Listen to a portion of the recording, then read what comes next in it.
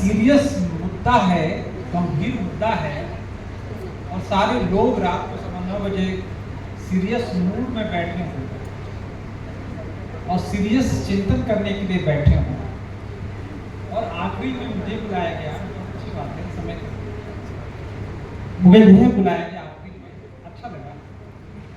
मुझे कंक्लूड करना है और टाइम नहीं, इसका कारण है कि माननीय भीमराव साहब को सुबह 5 बजे फ्लाइट पकड़नी है, 3 बजे रात को जगेंगे, 4 बजे जगेंगे तो एयरपोर्ट को पहुँचेंगे। कल जो बहुत बड़ा कार्यक्रम है दिल्ली में, तो हम बातचीत कर रहे थे तो ये हुआ कि उनके समय का भी ख्याल हमें रखना पड़ेगा, और आप लोग भी बहुत देर से बैठे हुए हैं। अक्सर कहा जाता है कि समय का अभाव है, ऐसा नहीं है। 24 घंटे का ही समय है, 365 दिन ही होता है, समय का कभी अभाव नहीं होता है। समय का उपयोग न करने वाले लोग जो है समय की हत्या करते हैं, इसलिए आपके अधिकारों की हत्या है। यदि 5 बजे कार्यक्रम है तो 5 बजे में आ गया, 5 बजे 1 मिनट पर आ गया, तो 1 मिनट लेट हुआ था क्योंकि रास्ते में हमारा ड्राइवर ने बोला कि मुझे भूख लगी, मैं चाय पी लूँ, इसलिए 1 मिनट लेट था। मुझे 5 मिनट 5 का 5:30 बज सकता है, कोई प्रॉब्लम, बट 5 के 7 बजेगा तो 2.5 घंटे विचार होना चाहिए, 9:30 का 10 तो हो ही जाएगा। बाबा साहेब ने एक बहुत बड़ी बात की, मैं हजारों बार इसको रिपीट करता हूं कि उदासीनता हमारे समाज का सबसे पीड़ित करने वाला एक भयंकर रोग है। जब समाज उदासीन होगा तो शासक हो नहीं सकता, क्योंकि जो समाज उदासीन होता है वो शिथिल होता है, असंवेदनशील होता है, जागरूक और जीवंत नहीं है। और वही समाज जो है मरा हुआ समाज होता है, मुर्दा समाज होता है, उसी को जब अनुवादी भाषा में दलित कहा जाता है। ये दलित, उसी को दलित कहा जाता है, वो शासक कहां से होंगे? इसीलिए नहीं आना, घर पर रहो, कोई बात नहीं, कोई मजबूरियां आ गई, कोई बात नहीं।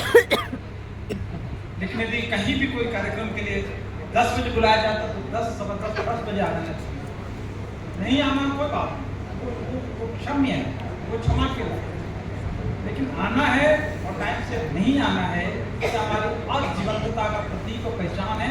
इसीलिए हम लोग जो शासक,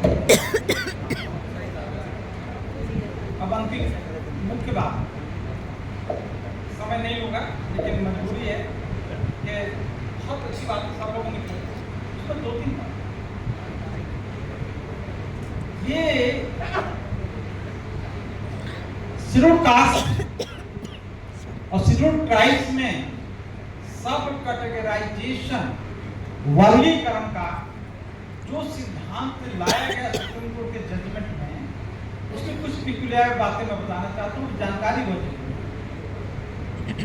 जानकारी ये कि सबसे पहले एक जजमेंट आया था टीवी चेन्नैया के केस में, और ये आंध्र प्रदेश का मैटर था, सुप्रीम कोर्ट में गया।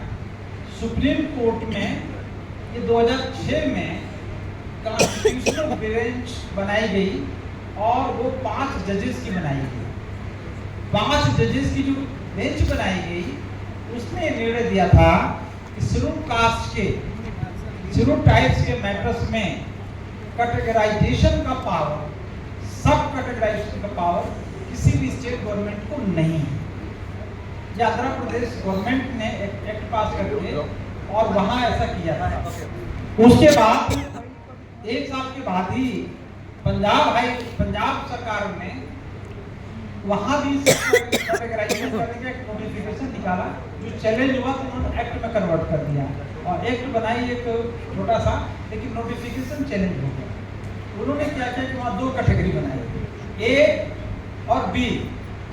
ए में वहां पंजाब में चमार और चूड़ा के झगड़ा करता है, भंगी कम्युनिटी और चमार कम्युनिटी, ठीक, झगड़ा आपस में ऐसा नहीं है, मारपीट नहीं है, मनमुदाव, मैंने पोस्टिंग को लेके, रिप्रेजेंटेशन को लेके। पंजाब हाई गवर्नमेंट ने क्या किया कि ए और बी दो कैटेगरी बनाई। बी कैटेगरी में चमार, रविदासिया, धनगर नहीं रायगर, तो तीन जातियों को रखा है। इसमें दो ही जाति हैं, रविदासिया और चमार मेनली। और बी कैटेगरी जो ए कैटेगरी जो बनाई उसमें 36 जातियां ली। उसमें भंगी, वाल्मीकि, हेला और ऐसे बहुत सारी जातियां हैं। तो 36 जातियों को एक कैटेगरी में रखा। अब बोला कि 50-50% बांट, 50% बांट दो। सिर्फ जो चमार को 50%, 22% मीन्स वहाँ 14%, 14.5% में से, और बाकी में से जो 50% जो 36 जातियों को दे दो। तो वहाँ के एक आदमी ने चैलेंज किया, ये हमारे में बंटवारा हो रहा है क्यों कि भंगी कम्युनिटी के लोग, वाल्मीकि कम्युनिटी के लोग, चमार जाति के लोग अब वहाँ यूनाइटेड होने लगे थे, क्योंकि दोनों की जनसंख्या पंजाब में 38% से लेकर 41% है दोनों, और सरकारें जो 26 से 32% में बनती हैं। जो ही जागरूकता फैलाई गई है वामसेट के द्वारा, जो है पूरे पंजाब में जब दौरा शुरू हुआ तो वहाँ की वाल्मीकि कम्युनिटीज ने ये निर्णय लिया कि हम लोग दोनों साथ में रहकर यदि चुनाव लड़ें तो यहाँ हमेशा शेड्यूल कास्ट का ही शासन रहेगा, दूसरे का हो ही नहीं सकता पंजाब में। ये बात जट्टों को पता चल गई, जट्ट लोगों को पता चला, जट्टों ने निर्णय ले लिया कि दोनों के बीच में यदि बंटवारा नहीं करेंगे अगले 50 साल तक हम शासक हो ही नहीं सकते। फिर वहां से ये उनका कीड़ा शुरू किया तो दोनों के बीच में डिफरेंसेस कैसे दिखे। इसीलिए वहां चन्नी की जब सीएम बनाए गए तो सारे वाल्मीकि विरोधी हैं, और वाल्मीकि के सपोर्ट में चमार जो है वहां इतना रहे, जितना बढ़िया कार्डर जो पंजाब में होता रहा। हरियाणा में मैंने कम से कम 50 कार्डर लिए वाल्मीकि कम्युनिटीज का, और SC/ST के बीच में जो मनमुटाव आ रहा था उसको मैंने रिमूवल किया। कि बताओ, आप लोग कहते हो चमारों ने भंगियों का सारा हक खा लिया है। ये झूठ का शिकार आप इसलिए हो गए हो कि इसका परिणाम, इसका कारण ये है कि जिन जातियों ने भारत में बाबा साहेब डॉक्टर अम्बेडकर को जितना जल्दी समझ लिया, उनके मूल मंत्र, उनके मूल डायरेक्शन को जितना जल्दी स्वीकार कर लिया कि शिक्षित हो जाओ, वही जातियों के बच्चे जो IAS, IPS, IRS, engineer, doctors बने। और जिन लोगों ने बाबा साहब को जल्दी स्वीकार नहीं किया या उनकी इस मैंडेट को, इस महामंत्र को जो देर से स्वीकार किया, वो देर से पढ़े लिखे न होने की वजह से आपका सर्विस में डिस्पेंसेशन लेट हुआ है, कम हुआ है। इसके लिए आप जिम्मेदार हो, न कॉन्स्टिट्यूशन जिम्मेदार है, न बाबा साहब। तो आप अपनी गलती को जो है चमारों पर क्यों थोप रहे हो? ये आपकी मूर्खता है कि बाबा साहेब के चित्र आपके घरों में 50 सालों में नहीं लगा, और गांधी जी के चित्र जो आपके घरों में लगा था। जिसने बॉम्बे म्युनिसिपल कॉर्पोरेशन में कहा था कि झाड़ू देने वाली महिलाएं भी बोलती कि हम लोगों को बहुत कष्ट होता है जब हम प्रेग्नेंट होते हैं, हमको झाड़ू लगाने में कष्ट होता है, हमको मैटरनिटी लीव मिलना चाहिए, झाड़ू न लगाने का होना चाहिए। ये सब मांग लेके गए। भंगी कम्युनिटी, वाल्मीकि कम्युनिटी के भाई लोग हैं, उन्होंने कहा कि हमको जो झाड़ू वाला नहीं, थोड़ा हमारे अपग्रेडेशन होना चाहिए, हमारा भी प्रमोशन होना चाहिए। तो गांधी जी ने ही बड़ी बहुत सुझाव दिया था भाई इनका हल ढूंढो। BMC भारत के ही बॉम्बे म्युनिसिपल कॉर्पोरेशन ने कहा था भाई इनके हाथ में छोटा झाड़ू, इसे झुक के झाड़ू लगाना होता है, इनके झाड़ू को जो है बड़ा डंडा दे दो, और बड़ा डंडा होगा तो लिमिट पे ऐसे करके भी झाड़ू लगा लेंगे। तो झाड़ू लंबा हो गया और ऐसे करके प्रेग्नेंट होकर भी झाड़ू लगाओ। मतलब गांधी जी ने तुम्हें झाड़ू दिया, उनका चित्र अपने घरों में लगा लिए, और बाबा साहब ने जब तुम्हें कलम का सिपाही बनाया, बाबा साहब ये मैंने हरियाणा में कही, हमने कहा नाराज मत होना, भाई भाई एक ही खून है, एक ही ब्लड है। इस बात को समझाने के लिए मैं कह रहा हूँ। जो ही बाबा साहब को जिन जातियों ने जितना तेजी से अपनाया, जितना जल्दी बाबा साहब की फिलॉसफी को समझ गया, उनकी राइटिंग स्पीचेस को समझ गया, उनके डायरेक्शन को समझ गया, उतना जल्दी वो आगे बढ़ गए। यहाँ यदि महार कम्युनिटी आगे बढ़ी इसलिए कि बाबा साहब को जल्दी एक्सेप्ट कर लिया। यहाँ यदि मोची समाज जो है, मातंग ढेर जो है, यदि स्लो है, न्यूट्रिशन नहीं है, तो बाबा साहब के सिद्धांत को कम एक्सेप्ट किया, अपने बिजनेस प्रोफेशन में ज़्यादा रहे।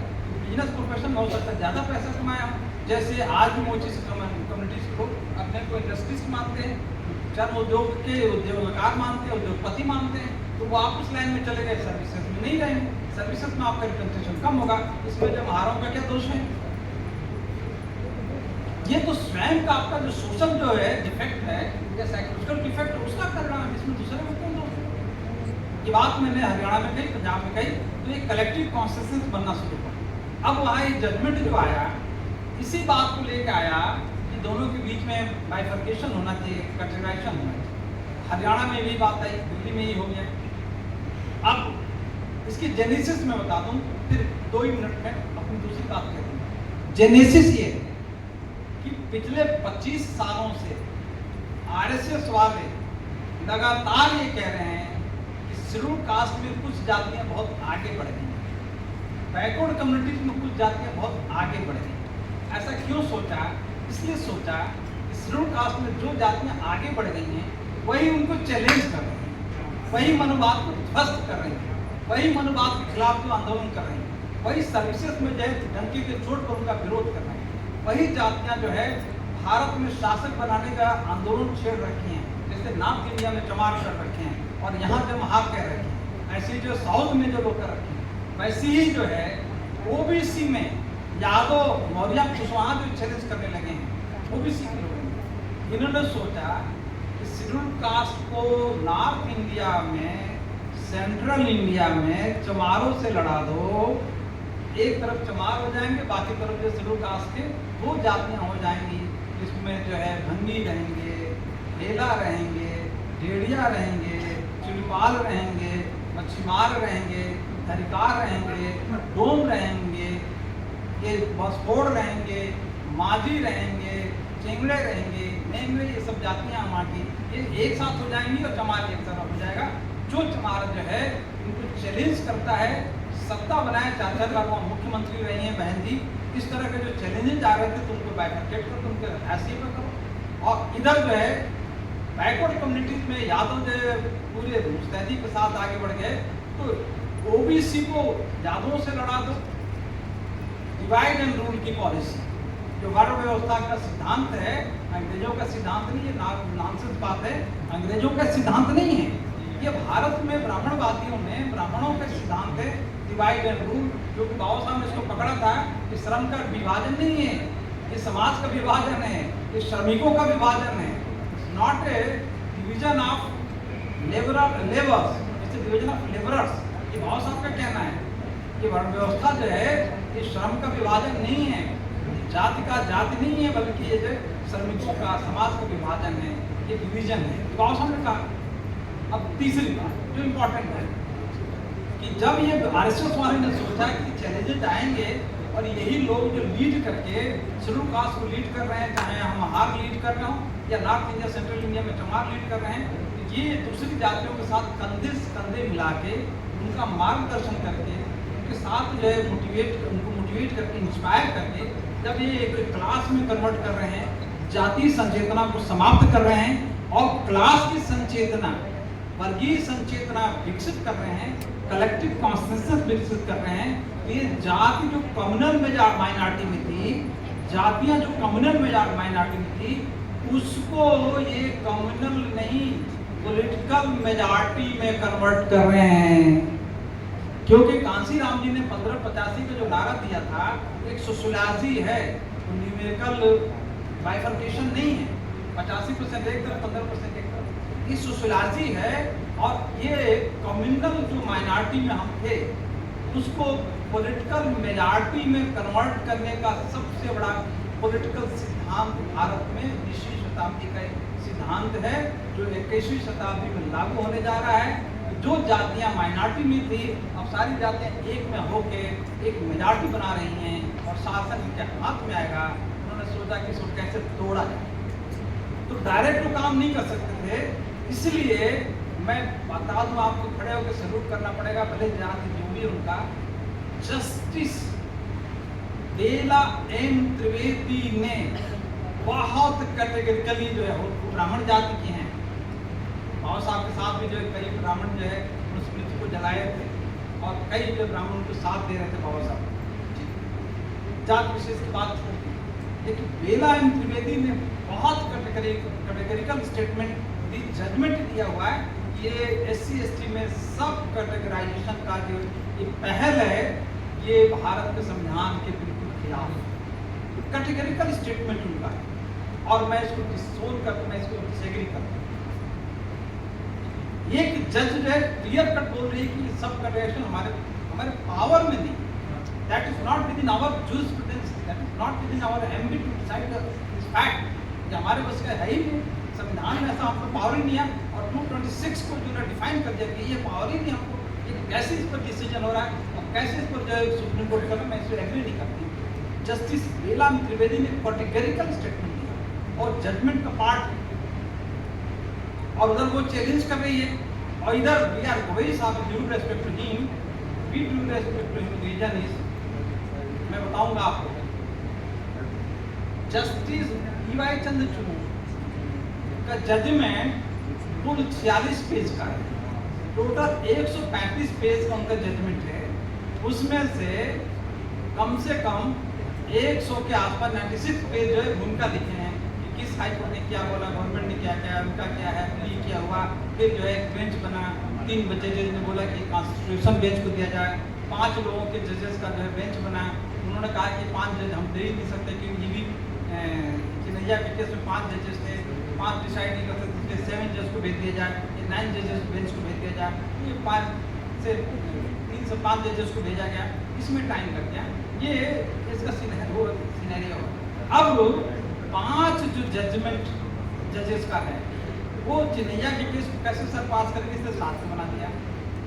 अब वो सिर्फ 42-46 पेज जो है ये जजमेंट पर लिखते हैं कौन, डी.वाई. चंद्रचूड़ साहब, ठीक, और वो कहते हैं कि कैटेगराइजेशन जो है ये स्टेट जो है फ्री है कैटेगराइजेशन करना। और मजे की बात, जस्टिस बी.आर. गवई का 176 पेज का जजमेंट है, पूरा भूमिका खत्म कर दी, भूमिका नहीं किया नहीं तो 200 पेज का हो जाता है। 176 पेज जो है संविधान की मूल भावना का एक्सप्लेनेशन देते समय बाबा साहब को 3 बार कोट करते हुए उन्होंने कहा कि कैटेगराइजेशन होना चाहिए और ये सही है, स्टेट जो है इसको कैटेगराइजेशन करेगा। और मजे की बात देखिए कि 3 जजेस, जस्टिस पंकज मित्तल, जस्टिस सतीश शर्मा और जस्टिस आलोकनाथ जस्टिस नाथ, इन तीनों लोगों का कोई जजमेंट नहीं है। उन्होंने कहा कि जस्टिस गवई ने जो जजमेंट दी है हम उसको एग्री करते हैं। अब जब माइन्यूट बात को समझिए, शेड्यूल कास्ट का जज जो है जो स्टैंड लेता है उसको जनरल क्लास के जजेस जो जस्टिफाई कर रहे हैं, स्टैंड बाई कर रहे हैं कि हम उससे एग्री करते, बढ़िया लिखा है, वो ठीक ठाक है। उन्होंने ये नहीं लिखा, मैं बता दूं, बड़ा डंके के चोट पर आप पढ़ो, वही देख देख ढूंढ रहा था कि आपको दिखा दूं जो है, वो कहीं नहीं लिखा कि डी.वाई. चंद्रचूड़ में जो जजमेंट लिखी है हम उसको एग्री करते हैं, कहीं नहीं लिखा।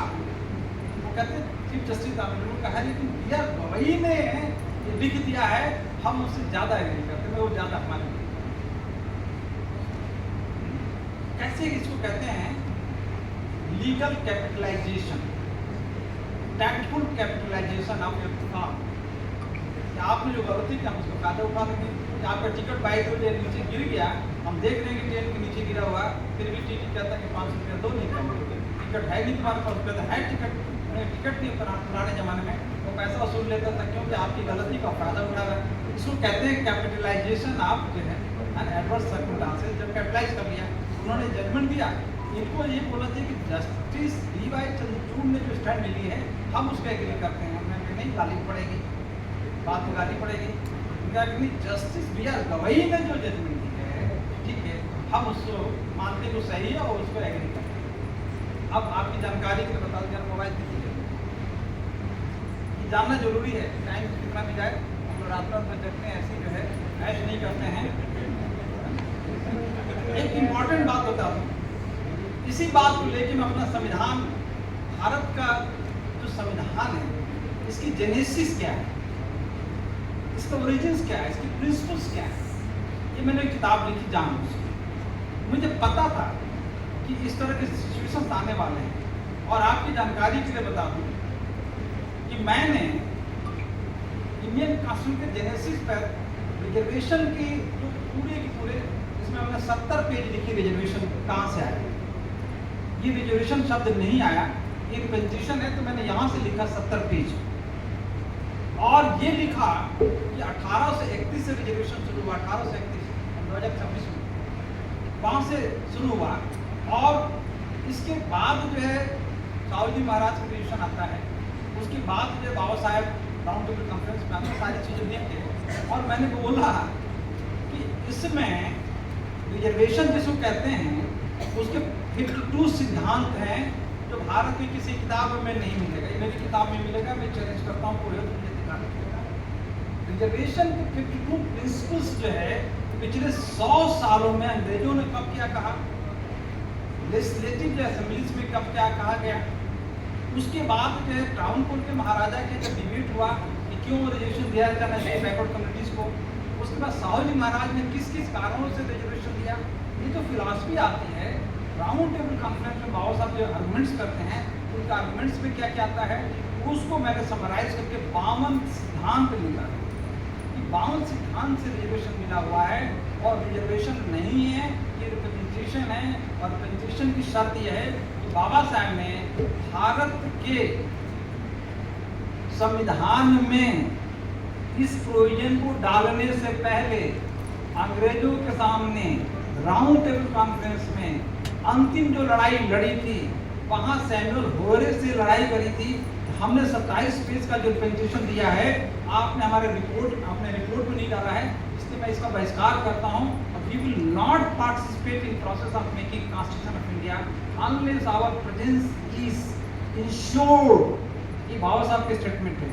उन्होंने पूछा कि आपका प्रॉब्लम्स क्या है, तो बाबा साहब ने कहा था हमारा प्रॉब्लम ये है, I want representation in government services and in executives and participation in governance।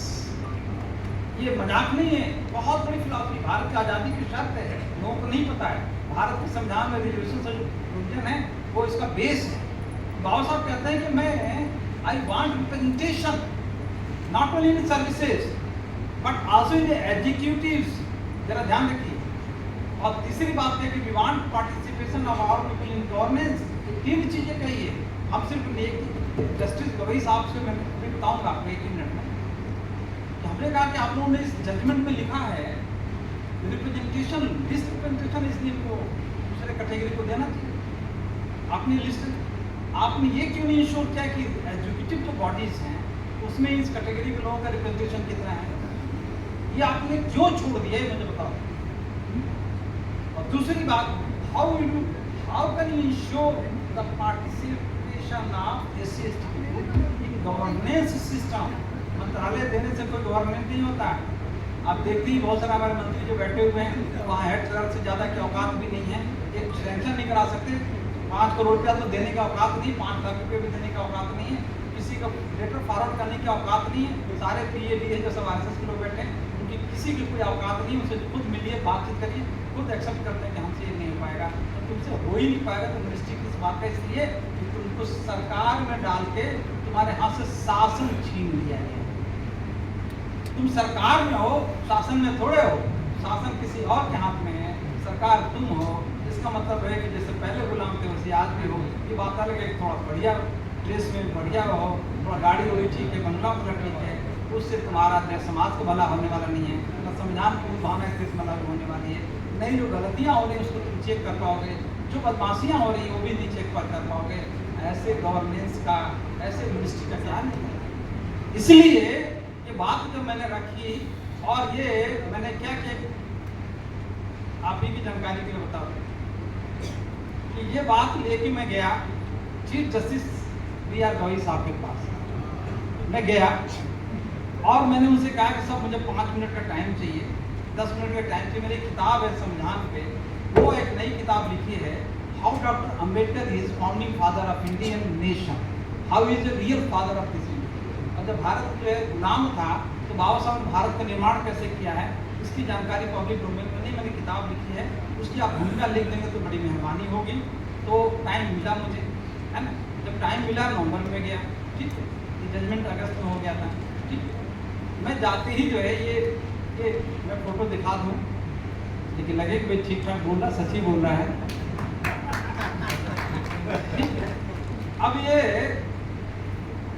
ये फोटो जो शुरू का है सर, है ना, और आधे घंटे की बात क्या 20 मिनट की बात को फोटो दिखा।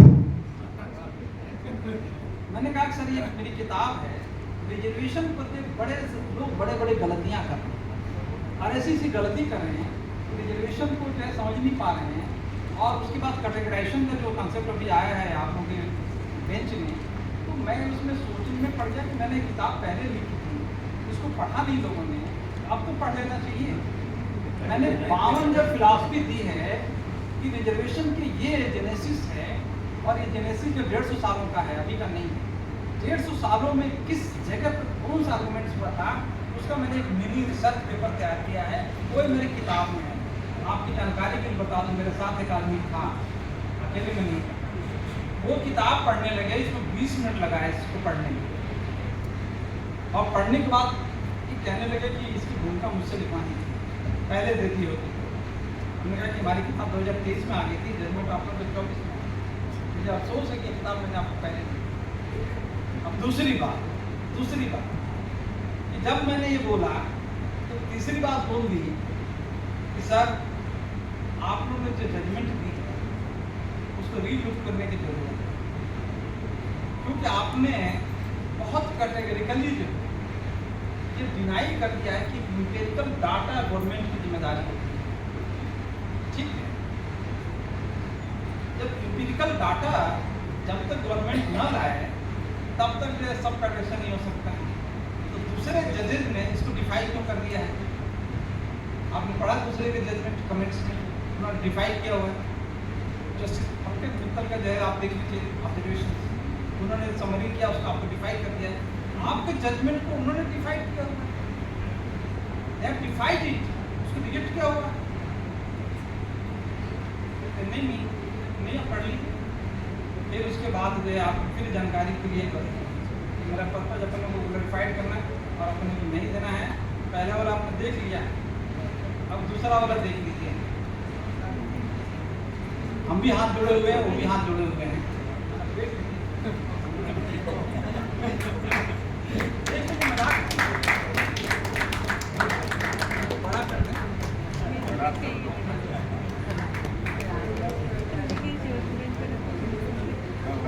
हाथ जोड़े लिखूंगा और फिर आपको बता दूं। उसके बाद मेरी किताब जो गई उसकी भूमिका लिखा है और मुझे भेजा स्पेशल मैसेंजर से जस्टिस गवई की मेरी किताब की भूमिका है, उसकी किताब most brilliant writer had written beautiful book revealing. अब इसमें बहुत सारा लिखा है, इतनी तारीफ लिखी है जिसका कोई हिसाब नहीं, इतना तारीफ नॉर्मली होना नहीं चाहिए। ठीक है, बहुत तारीफ लिखा है, मैं इतना छोटा आदमी हूँ, है ना। लेकिन चीफ जस्टिस ऑफ इंडिया ने पूरा पैराग्राफ लिखा, इतना लिखा है जिसका हिसाब नहीं है। Heart embedded in this book is unique and matchless। और किताब पूरी दी और रख लिया और उसको पढ़ा। पढ़ने के 2 महीने के बाद मुझे बोला कि हम 2 महीने पढ़ने के बाद ये लिख रहा हूँ। This book is written to highlight the foundational contribution of doctor Ambedkar for making India into a nation. और बहुत सारी बातें लिखी है। ठीक है, ये दे दिया, ये किताब हमने दे दिया पब्लिशर्स को। लेकिन देने के बाद ड्यू रिस्पेक्ट टू हिम, बड़े सम्मान के साथ किताब पब्लिशर में आ गई। ठीक है, और जब 4 दिन पहले मैंने देखा कि बागेश्वर धाम के एक जो है वहाँ गए, मैंने सारी 1.5 लाख लगा। मैंने कहा कि रिजेक्ट कर दो, उसको डस्टबिन में फेंक दो और इसे निकाल दो, रही हमारी किताब।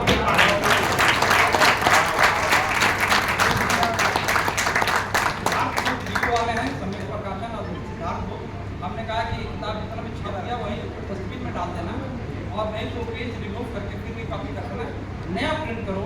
ये पार्ट मेरी किताब का ये जो मैसेज जो पार्ट नहीं था, मैं मुझे अपनी तारीफ नहीं की और मैंने उसको रिमूव करा।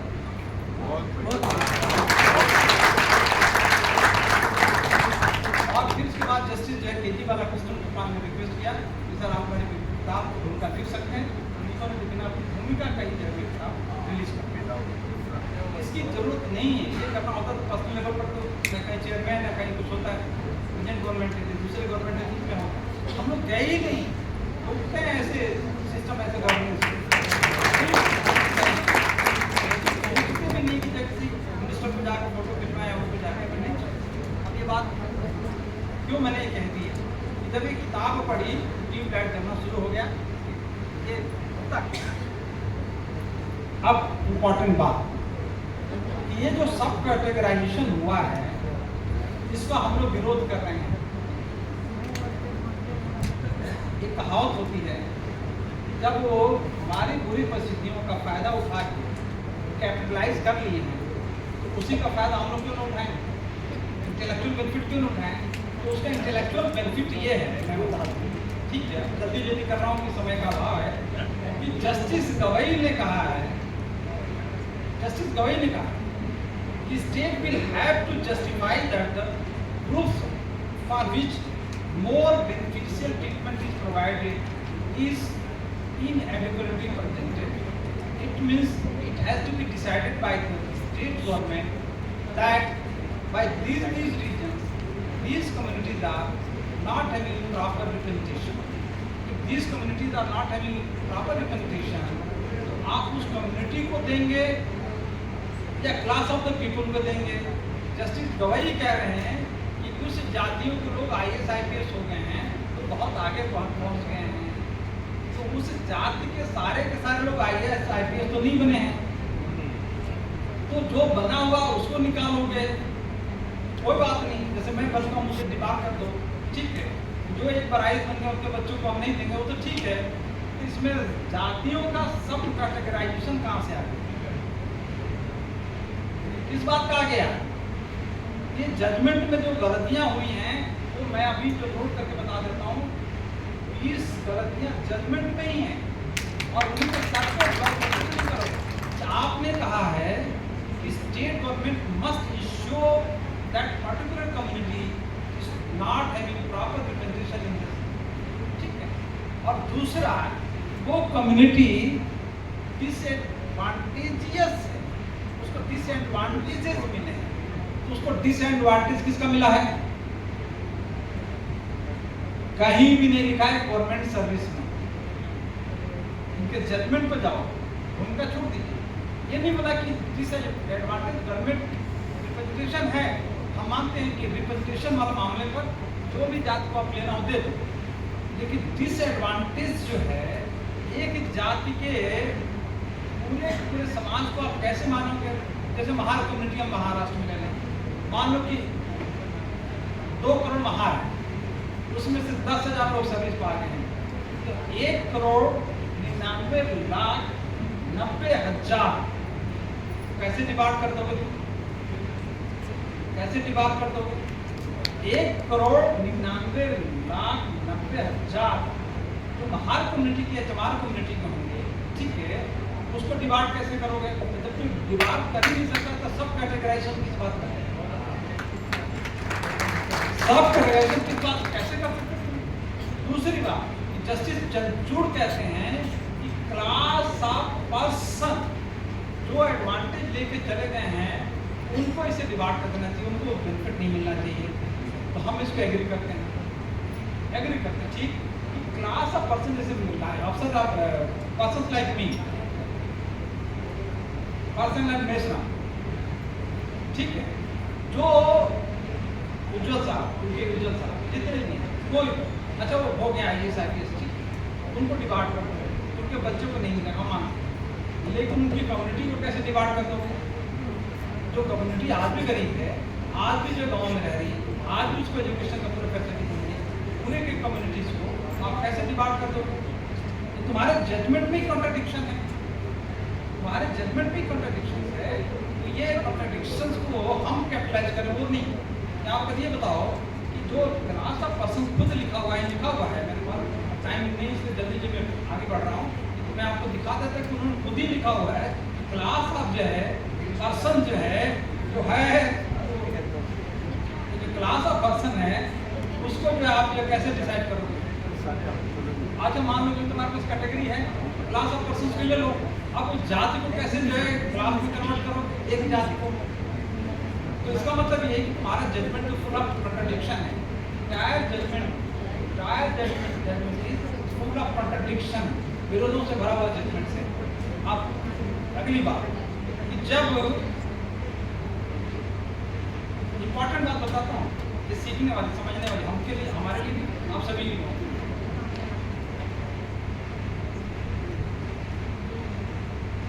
ईवी चनैया का जजमेंट 5 जजेस का है, 5 जजेस का, कॉन्स्टिट्यूशन में 5 जजेस का है। अब उसको ओवररूल करने वाले जो कॉन्स्टिट्यूशन है जजशिप का, वो 7 जजेस का है, 7 जजेस का है। अब इसमें से बेला त्रिवेदी उसका अगेंस्ट में जजमेंट देती है। कितने का जजमेंट हो गया? 6 का हुआ। बेला त्रिवेदी निकल के और ईवी चनैया की जजमेंट को जस्टिफाई कर रही हैं, तो 5 जजेस का बेंच कितने जजेस का हो गया? 6 हो गया कि नहीं हो गया? बेला त्रिवेदी इधर से निकल के ईवी चनैया को जस्टिफाई करती है, वो जजमेंट सही है, उसमें इंटरफियर नहीं होना चाहिए। तो 5 वो, एक बेला त्रिवेदी, 6 हो गए। तो 6 उधर हो गए, 6 उधर हो गए। यदि by the way B R Gavai साहब डिसेंडिंग ऑर्डर पास कर देते तो ये जजमेंट आएगी। बी आर गवई साहब तो चैलेंज आपके सामने नहीं, उन लोगों के सामने करता हूँ, यहाँ बोलने के लिए नहीं है, कुछ करने के लिए नहीं है। कि यदि आप थोड़ा सा भी डिसेंडिंग ऑर्डर दे देते, बेला त्रिवेदी आप नीचे 2 हो जाते, 5 हो जाते, 7 हो जाते। 7 आपका जो जजमेंट जो प्रिवेंट करता है, न कि DY चंद्रचूड़ का, नहीं मनोज मिश्रा का, नहीं पंकज मित्तल साहब का, नहीं SC शर्मा का। सवर्णों की हार होती, अवर्णों की जीत हो जाती। एक तरफ सवर्ण, दूसरी तरफ अवर्णों की जीत हो जाती संवैधानिक मामले में। आपने ये नहीं किया। दूसरी बात, जब 5-6 का रेशियो बन गया, तो ये एक्ट जो है, एक जजमेंट जो है, नॉट वर्क इम्प्लीमेंटेशन। अब लीगल क्वेश्चन, ये नॉट वर्क इम्प्लीमेंटेशन है क्योंकि मेजॉरिटी नहीं है, दोनों 6 पर आके रुक जाए। जब तक 9 बेंच के जजेस जो डिसाइड नहीं करेंगे, ये नॉन इम्प्लीमेंटेबल जजमेंट। मेरा challenge, legal challenge, it is not at all implementable judgment because of the reason that one of the judges had dissented with this judgment and has ascended to the earlier judgment of E.B. Chennaiya. It means E.B. Chennaiya has been weighted with one more judge of the Supreme Court, and that judges comprises of 5 judges have become 6 judges judgment. It means that the 6 judges judgment, here is the 6 judges judgment, is the equal difference of opinion. When difference of opinion of equal benches, it must go to the larger bench. This cannot be implemented by any of the state court. Illegal हम competition देना है, पहली चीज legal operation देना है, मान लो बैठे हमारे साथ। नंबर 2, इसी में इन्होंने कहा है जस्टिस गवई साहब ने कि क्राइटेरिया क्या होना चाहिए। जस्टिस वो कहते हैं कि criteria must be not inflection, flexible होना चाहिए। अब सवाल ये है कि हमारा चैलेंज होगा गवर्नमेंट की तरफ, गवर्नमेंट आप लोग क्राइटेरिया बताओ, डिसएडवांटेजियसनेस आप किस क्राइटेरिया से डिसाइड करें कौन सी कम्युनिटी के लोग सर्विस में से नहीं है। मान लीजिए मोची कम्युनिटी के लोग हैं, महाराष्ट्र में हैं, यदि सर्विस में कम है, उद्योग में यदि ज़्यादा है, डिसएडवांटेज है, वो कैसे कम्युनिटी मानी जाएगी?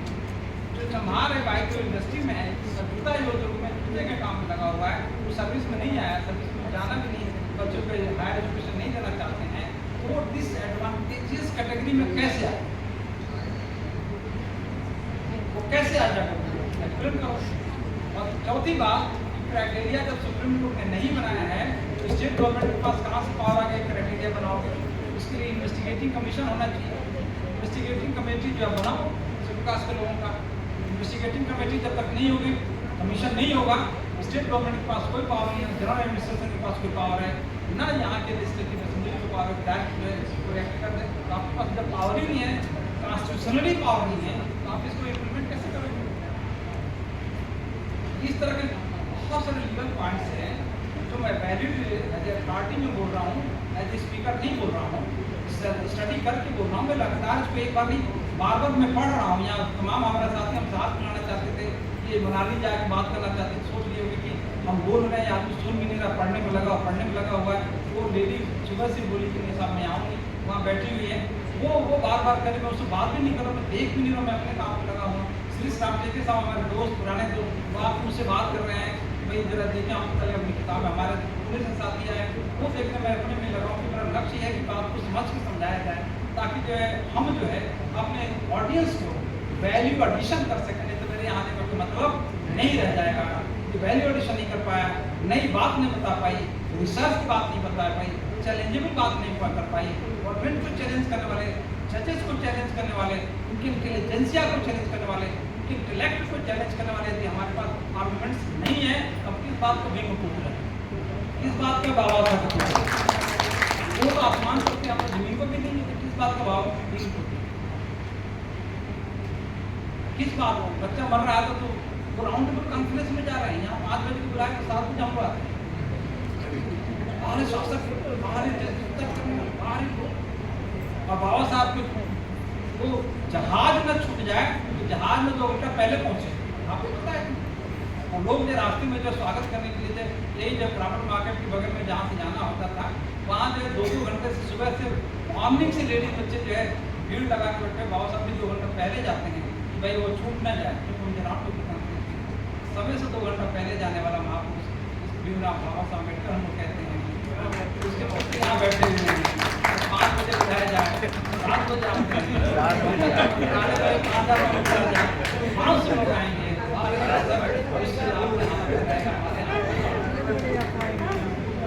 ये हालत इसी शताब्दी में जब गाड़ी पे फैसिलिटीज भी है, उस जमाने में जब पैदल भी ना चल सकें औरतें, ये हालत थी, तो भी 25-25 हज़ार महिलाएं जो है बाबा साहब के कॉन्फ्रेंस को अटेंड की हुई हैं और 1-1 लाख लोग जो है वेट करते रहे हैं और बुलाया था। खाली 50,000 लोगों की व्यवस्था हुई थी नागपुर में, तो 5 लाख लोग एकदम बाबा साहब का एस्टिमेट नहीं था 5 लाख का।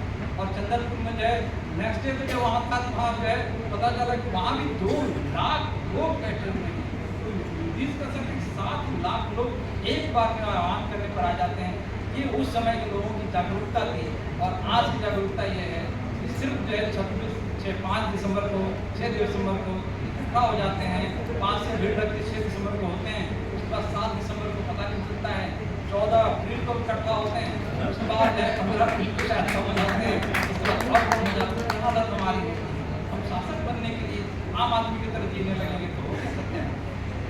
इसीलिए जो जजमेंट है, जजमेंट में जो भीतर इम्बेडेड एलिमेंट्स है, उसकी स्टडी करके नोट्स बना के ये जो सीएम को चैलेंज करने की जरूरत है, ये पॉइंट्स हैं। पहले इसको रिप्रेशन करो, और इसके बाद जो है सुप्रीम कोर्ट से सेकंड ओपिनियन लो कि जब 6 जज एक तरफ हो गए, ये इम्प्लीमेंटेबल कैसे हो।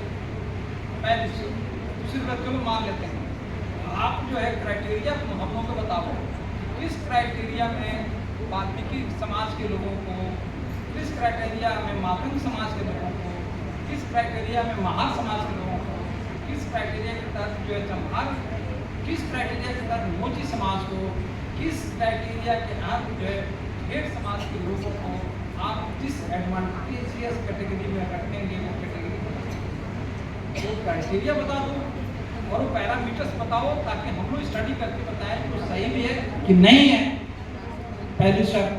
दूसरी शर्त कि आप जो है सुप्रीम कोर्ट ही कहता है there must be empirical data. Empirical data किसका? खाली सर्विस में नौकरी करने वाले हैं। क्लास 1 ऑफिसर्स कितने हैं? 500 मांगते हैं, ठीक है, एक क्राइटेरिया समझाने के 500 क्लास 1 ऑफिसर है महाराष्ट्र में, मान लीजिए उसमें 100 शेड्यूल कास्ट के मैं मान लेता हूँ, है ना। और क्लास 2 ऑफिसर्स कितने हैं और क्लास 3 ऑफिसर्स के मैंने एम्प्लॉइज कितने हैं, एक मोटा मोटा क्राइटेरिया ले लीजिए। अब उसके तुलना में जनरल क्लास के लोग जो सामान्य वर्ग का है, जो किसी कैटेगरी में नहीं आता है, वो क्लास 1 में कितना है, क्लास 2 में कितना है और क्लास 3 में कितना है, इसी को रिवर्स कर दो कि जो क्लास 1 में उनको क्लास 3 वाला में दे दो और हमारे जो क्लास 3 वाला वो क्लास 1 में दे दो ना। इतने स्वीपर हैं, है ना, तुम ले लो, संख्या बढ़ा लो, 1000 की वजह 10,000 स्वीपर को भर्ती कर लो और ऊपर वाला सारा पोस्ट जो है हमको 500 ही दो, ज़्यादा मत दो, 200 ही दो, सारे IAS IPS से DGP सारा जो है शेड्यूल कास्ट के लोगों को दे दो और उनको जो है 2000 नहीं 10,000 की इनकी भर्ती करके EMC में जो है स्वीपर बना दो। एक क्राइटेरिया कैसे बदल देते हैं कि हमारे नीचे में सबसे अधिक हमारे लोग हैं, ऊपर कम है, दोनों को मिला दो तो कुल 10,000 पोस्ट में से 6,000 हमारे लोग हैं, तो कहते हैं 60% तुम लोग हो। ये नहीं बोलते हैं कि इसमें 5,000 तो ये ग्रुप डी एम्प्लाई हैं, स्वीपर हैं, है ना, MTS हैं, एक PM हैं, ये नहीं बताते हैं, इसको इसके साथ मर्ज कर देते हैं और पता लगे आप लोग बहुत ज़्यादा संख्या में हो और ऊपर जो रहने वाले लोग हैं जो डिप्लोमेटिक पोस्ट कहा जाता है, जिसको स्ट्रेटेजिकल पोस्ट कहा जाता है, वो वहाँ एक आदमी एक SP जो है पूरे थाने का इंचार्ज होता है, तो थानेदार की SHO की PI की पुलिस इंस्पेक्टर की कोई औकात नहीं कि अपने हिसाब से जो है कोई डिसीजन ले सके। SP अकेले होता है और पूरे डिस्ट्रिक्ट को जैसा चाहेगा वैसे सारे पुलिस इंस्पेक्टर काम करते हैं। एक जो है सेना में कमांडर होता है, AC एक कमांडर होता है और 5,000 लोगों को एक इंस्ट्रक्शन पर जो है जिधर से उधर डाइवर्ट कर देता है। तो सर्कल पोस्ट पर हमको दे दो, बाकी तुमने तो देखो कैसे हम लोग जो शासन बन जाते हैं, कैसे हम लोग आगे बन जाते हैं। आओ इसको सच यदि करना चाहते हो तो इसको चैलेंज करने का सबसे, इसको मैं जो है आप लोग दुखी हो रहे होंगे, मैं इसको गोल्डन अपॉर्चुनिटी मानता हूँ। बदमाशी की ठीक, अब जो है मियाँ की, अब हम बोल नहीं सकते, हमारे भाई भी हैं मुसलमान का कहावत होती है यूपी में, तो मैं नहीं बोल सकता कि उन्हीं के साथ उन्हीं की चीज डाल दो ना, ठीक है, आप ये क्राइटेरिया कि हाँ, अब इसको मैं आपके कहता हूँ कि आप ये क्राइटेरिया पूरा करो। कि जब तक क्राइटेरिया आप नहीं पूरा करेंगे आप सब कैटेगराइजेशन नहीं कर सकते। और तीसरी बात कि हमको पहले डिस्क्लोज करो कि आपका पैरामीटर्स क्या है, क्राइटेरिया क्या है। चौथी बात, ये एक्सप्लेनेशन दो, चाहे CM दे, लॉ डिपार्टमेंट दे, यहाँ के जुडिशरी के लोग दे नहीं सकते, हाई कोर्ट के पास जुडिशन नहीं बनता, इसके बाद ठीक है, इसके पास कोई जुडिशन नहीं, सुप्रीम कोर्ट का जुडिशन। मुझे ये क्लैरिफिकेशन चाहिए कि आप एक जगह कह रहे हो कि क्लास ऑफ पर्सन जो IAS IPS हो गए, जस्टिस गवाई ने भी बोला है कि आप जो IAS IPS जो बन गए हैं, ठीक है, उनको वहाँ से वो उनकी कुड़ियाँ फ़ायदा उठा रही हैं, तो उनको उससे डिबार्ट करने में क्या प्रॉब्लम है। और उसके बाद जस्टिस गवाई ने उन्होंने चंद्रचूड़ साहब ने बोला कि वो तो ऐसी बात होगी कि सवर्णों ने जो शेड्यूल कास्ट के साथ अत्याचार किया और वो चाहते नहीं थे कि इनका भला हो, तो जैसे बाधा उत्पन्न कर रहे थे, वैसे शेड्यूल कास्ट में जो जातियाँ आगे बढ़ गई हैं, नई जाति की नीचे जातियाँ हैं वो ऊपर आए, तो सेम जो है पर जो परंपरा चल रही है उसको परपिच्यूट नहीं होना चाहिए। इसलिए हम ये जजमेंट दे रहे हैं that convention should not perpetuate, word का नहीं मतलब कि ये परंपरा जाना नहीं चाहिए, उनका शब्द दूसरा है, कोई कहते हैं कि कंटिन्यू नहीं होना चाहिए। और एक और भी उदाहरण देते हैं कि मान लो कि ट्रेन है, जन्म जो भी है, जो पहले से बैठा हुआ है वो चाहता ही नहीं कि दूसरा उसमें आए, इसलिए कुछ जातियों के लोग इस जजमेंट का विरोध कर रहे हैं। अब जरा देखिए। और तीसरी बात ये शब्द शोभा नहीं देता है, कहते हैं कि जो शेड्यूल कास्ट के लोग आगे बढ़े हुए हैं अपने ही जाति के दूसरे वर्ग के दूसरे लोगों को वो आगे बढ़ने नहीं देना चाहते हैं। ये जजमेंट का पार्ट है, इट इज लैंग्वेज ऑफ जज। ये जरूरी है, आपसे उम्मीद की जाती है कि ये भाषा लिखो, ये दो लोग हैं, एक खराब आदमी अच्छा आदमी है, भाषा भी ये जजमेंट है। ग्राउंड्स ऑफ अपील ये है, ग्राउंड्स ऑफ अपील लेके कैटेगराइजेशन कर सकते हैं कि नहीं कर सकते, उसको कहने के लिए आप उनको गाली देंगे, आप उनको डिमीन करेंगे, आप झगड़ा लगाएंगे, दो लोगों में झगड़ा लगाएंगे, दो भाइयों में झगड़ा लगाएंगे, इस तरह का जजमेंट आएगा। Judgment how can it be regarded as judgment? जजेस से पूछिए, मैं भी पूछता हूँ, पूछ रहा हूँ कि जजमेंट कैसे रिगार्ड किया गया जब आप अपोजिट पार्टी बन गए हो। और दूसरी बात है और भी कमाल की बात है, क्या है, प्राइवेट चंद्रचूड़ लिख रहे हैं, I have gone through and I have decided. और जस्टिस गवाई की भाषा देखना, क्या लिखा हुआ है, आई देयरफॉर होल्ड, मैं होल्ड करता हूँ, मैं जजमेंट दे रहा हूँ, भाई तुम जजमेंट दे रहे हो, भाई चंद्रचूड़ जजमेंट दे रहे हैं, तो आप अकेले हो, तो ये 5 या 7 जज का जजमेंट कहाँ से हुआ? तुम्हारा इंडिविजुअल जो ओपिनियन है can never be regarded as judgment of entire 7 जजेस। यदि 7 जजेस का जजमेंट देना था तो लिखना था कि in this background of the fact matter we hold, instead of using word we, you have used word I, or all the judges have used this word I. It means you have maintained your individuality. Then you will never be regarded as combined judges and can never be regarded as